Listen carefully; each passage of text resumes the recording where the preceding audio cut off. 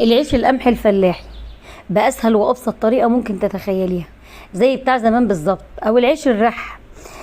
إن شاء الله بإذن الله هقدمه لكم بطريقة بسيطة جدا جدا، من غير لا مطرحة ومن غير أي حاجة. النهارده بإذن الله هنعمل إيه؟ هنعمل العيش اللي هو القمحي الفلاحي بأسهل طريقة ممكن تتخيلوها، وممكن تعملوه في فرن البوتاجاز، وهتعملوه من غير ما تلفوه، وهيطلع هو العيش. واحنا عملناه مع بعض كذا مره، انا مش جايه اعلمكم، بس في ناس جديده معايا تتفرج عليه، متابعين اخوات غاليين دخلوا القناه جداد كده. بس طبعا ما ينفعش اعمل العيش ده غير وانا قاعده على الارض، وهعمله هنا. بس انتوا عاوزين تعملوه في فرن البوتاجاز ماشي، على عين البوتاجاز ماشي، مفيش اي مشكله. النهارده هشتغل بكيلو ونص دقيق، هما اللي موجودين يعني. يلا بينا نشوف هنعمل ايه. ملح صغيره، تمام، معلقه صغيره كده اهي. ودي ميه فتره كده، ميه دافيه قوي، يعني مش دافيه سخنه، دافيه بس، ماشي. وهنقلبهم بالشكل ده. الخميره، كيس خميره، الكيس ده بيتهيألي معلقه كبيره مليانه. ولو في خميره بلدي او خميره اللي هي البيره دي، يا نهار ابيض على الجمال، يا نهار ابيض. وننزل بقى بالدقيق بتاعنا ده اللي بعمل منه الفطير. دقيق سايب له اسم؟ لا والله ملوش اسم، هو انا بشتري كذا، له اسم طبعا في الشكاره بتاعته، بس انا بشتري كذا نوع كده يعني، ماشي. بس هي العجينه عباره عن ميه وملح ودقيق وخميره. طبعا العجينه دي، عجينه العيش دي بتتلت كتير وبتتعجن كتير، وبتبقى مش عجينه بتبقى عجينه متماسكه، بتبقى عجينه لينه بعض الشيء، ومش لينه قوي لان احنا مش هنرحها، ماشي. اهو بس كده هنديها شويه الميه بتوعها. بس اهو نبدا نعجن فيها بقى. تعجني فيها ازاي يا شيماء؟ نفضل نعجن لما نقول بس، وهنضربها دلوقتي بالبوكس، وهنديها بالبوكس، وهنفضل نعمل كده، هنفضل نعمل كده دلوقتي، اصبروا عليا.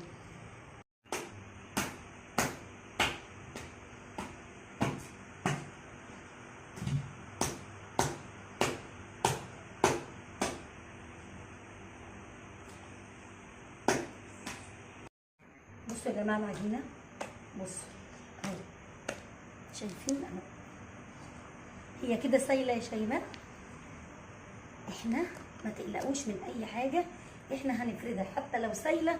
طب يا شيماء دي عايزه مطرحها، لا ما تخافوش، اعجنوا بس زي ما بقول لكم كده اهو، ويفضلوا بقى بصوا كده. انا بعجن بايد واحده، اعملوا انتوا بايه؟ بايدكم الاثنين لو حابين. اهو بصوا بصوا ما شاء الله، بتتنفخ وفيها الفقاقيع ازاي، شايفين؟ بصوا ومن الصبح عماله اغرز فيها كده اهو بايدكم الاثنين بقى واشتغلوا. هي بتاخد شويه عجن يعني، بتاع 10 دقايق كده ولا حاجه. خلاص بصوا، تحسوا ان هي بقى فيها مطه كده، تحسوا ان العجين بصوا بقى فيه مطه، بصوا شايفين؟ بصوا والله تحسوا ان عمل خيط وبقى فيه مطه كده من كتر العجن اللي احنا عجناه له. وجهز معانا.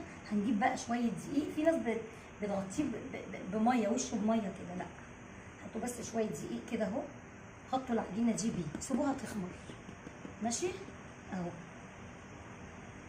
بصوا يا جماعه، اللي بيقول لي بقى هتخمر قد ايه يا شيماء، العجينه يا جماعه بتخمر حسب الجو اللي احنا فيه، يعني دي ممكن تخمر بعد ربع ساعه، بعد نص ساعه، حسب الجو. طول ما العجينه متدفيه وفي مكان دافي واحنا في حر، العجينه ما بتاخدش وقت، فبتخمر بسرعه يعني.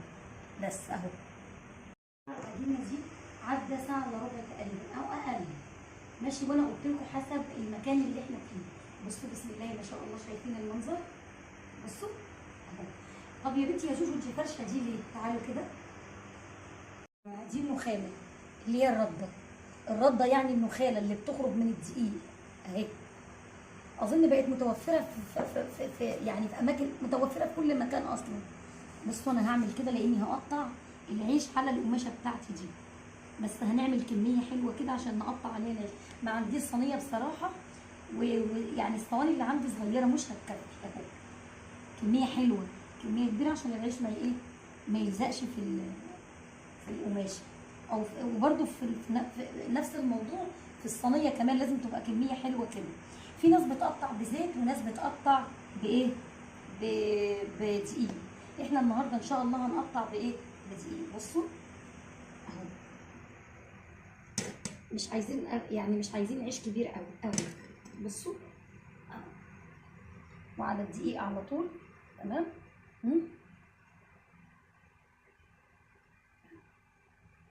كده بسم الله، وهنرضى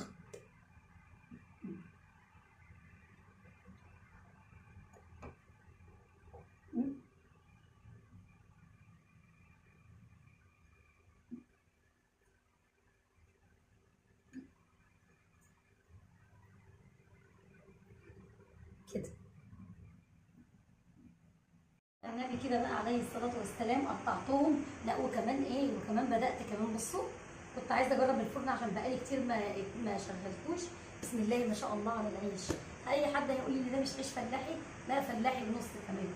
بصوا بقى تعالوا كده هنفرد العيش كده واحنا بصوا واحنا مغمضين. تعالوا،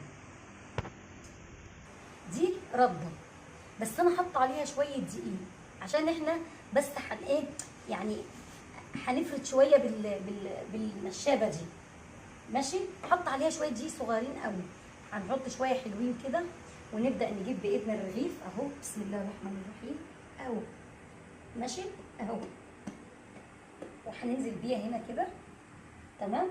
ونجيب شويه دقيق اهو، وبالراحه خالص خالص خالص اهو. بصوا اهو، امشوا بس كده زي ما بقول لكم اهو، امشوا كده اهو. ماشي. ونبدا نجيب المطرحه بتاعتنا كده بالراحه. انا لسه ما فردتش، هكمله تاني اهو على المطرحه بتاعتي. وهنبدا ايه بالراحه كده بايدنا اهو. بصوا بايدينا ولا اي مشاكل، بتفرد معايا لان العجينه يا جماعه لينه فايه. ماشي. بس خلوا بالكم مفيش حاجه تلزق معاكم على المطرح. يلا بصوا انا موطيه النار من تحت مهدياها عشان الرغيف ما يتحرقش. ماشي.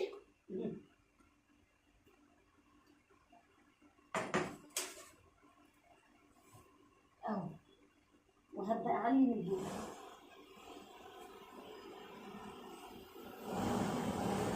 وموطيه من تحت خالص.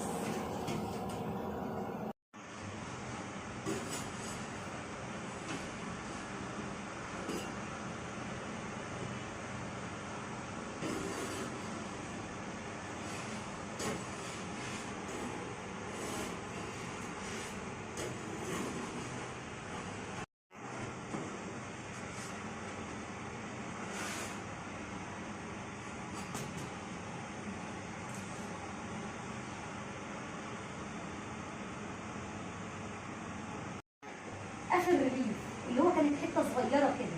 ماشي. هنرميها اهو. تمام اهو. بصوا بقى احنا عاوزين نشوي كام بتنجانه كده بمناسبه ان احنا خبزنا بقى لازم نعمل اي حاجه. هنقوم بقى نشوي البتنجان وحركات. بصوا العيش يا جماعه. بصوا تعالوا. بصوا يا جماعه، مين يعني اللي هيقول لي ان ده مش عيش فلاحي؟ عيش فلاحي زي القمر وتحفه وريحته قلب الدنيا ومن غير اللي ما بتعرفش تريح. بصوا طري جميل ازاي. اللي ما بتعرفش تريح هتعمله زي ما احنا عملنا كده بالظبط والله العظيم، وهيطلع تحفه في فرن البوتاجاز كمان عشان تبقوا عارفين يعني. وده كيلو ونص دقيق، ممكن تصغروه عن كده وممكن